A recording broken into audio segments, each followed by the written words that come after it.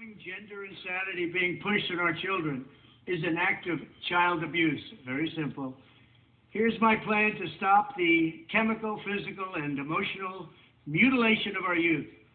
On day one, I will revoke Joe Biden's cruel policies on so-called gender-affirming care.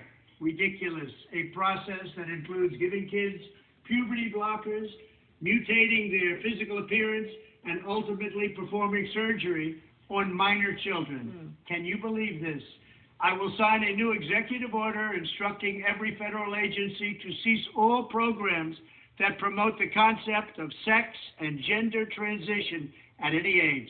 I will then ask Congress to permanently stop federal taxpayer dollars from being used to promote or pay for these procedures and pass a law prohibiting child sexual mutilation in all 50 states. It'll go very quickly.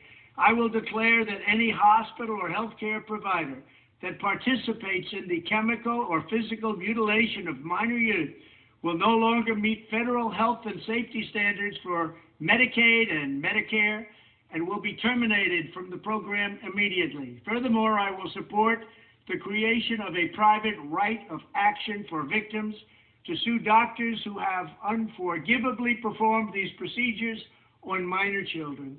The Department of Justice will investigate Big Pharma and the big hospital networks to determine whether they have deliberately covered up horrific long-term side effects of sex transitions in order to get rich at the expense of vulnerable patients, in this case, very vulnerable. We will also investigate whether Big Pharma or others have illegally marketed hormones and puberty blockers which are in no way licensed or approved for this use.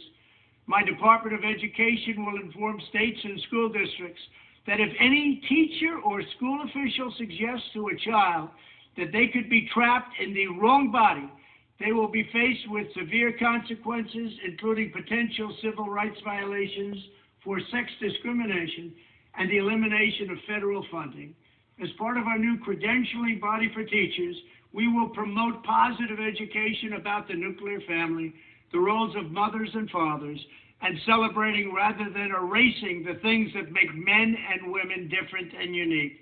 I will ask Congress to pass a bill establishing that the only genders recognized by the United States government are male and female, and they are assigned at birth.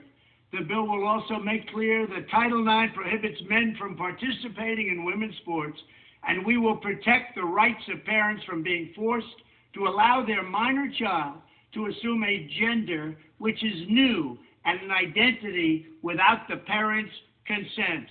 The identity will not be new, and it will not be without parental consent. No serious country should be telling its children that they were born with the wrong gender, a concept that was never heard of in all of human history. Nobody's ever heard of this, what's happening today. It was all when the radical left invented it just a few years ago. Under my leadership, this madness will end. Thank you very much.